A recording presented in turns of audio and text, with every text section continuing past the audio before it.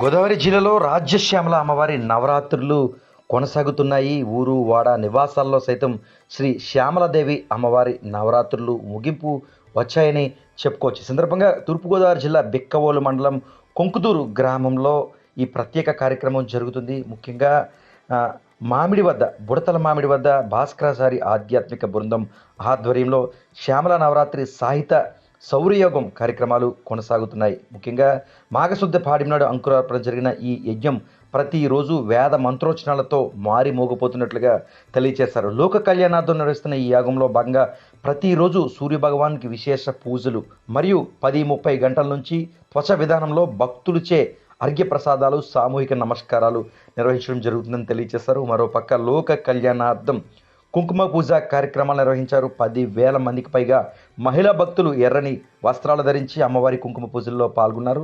దీంతో ఆ ప్రాంతమంతా కూడా ఎరుపుమయంగా మారిందని చెప్పుకోవచ్చు.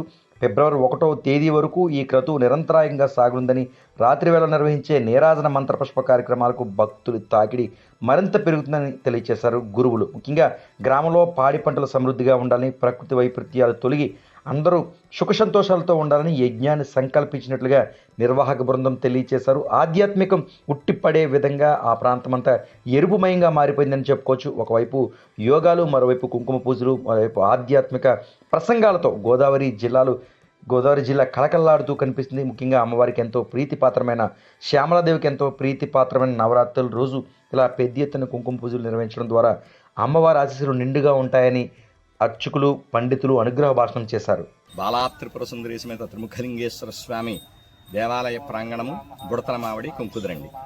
ఈ స్వామి యొక్క అనుగ్రహం చేతన ఈ ప్రాంగణంలో మహాశౌర్యయాగం, రాజశ్యామల సహిత మహాశౌర్యయాగం చేస్తున్నామండి. ఇది 14 రోజుల కార్యక్రమం. అమావాస్య రోజున యాగశాల ప్రవేశం చేసాం. మన్నా నుంచి ప్రారంభమైంది 14 రోజులు, అంటే మొత్తం కలిపి 15 రోజుల కార్యక్రమం.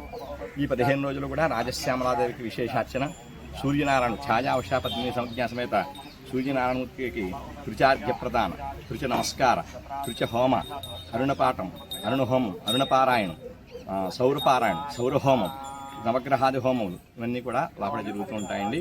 అనేక మంది భక్తులు దీనికి సహకరిస్తూ ఈ మహత్తరమైనటువంటి క్రతువు ఈవేళ 9వ రోజు దాకా చేరుకుంది. చాలా అద్భుతమైనటువంటి క్రతువు. ఈ సౌరయాగం మాఘమాసంలో పాడ్యం దగ్గర నుంచి పౌర్ణమి దాకా చేయడం, అందులోని ఎదర విశేషించి పుష్యమీ నక్షత్రము, పుష్యార్క యోగం ఆదివారం, మాఘ పౌర్ణమి, మహామాఘి, తర్వాత పాతాక్ష యోగం ఇవన్నీ కూడా కలిసి వచ్చాయి. ఆ రోజు చక్రస్థానం అందరి చేత చేయించడం జరుగుతుంది. చాలా గొప్పదైనటువంటి కార్యక్రమం.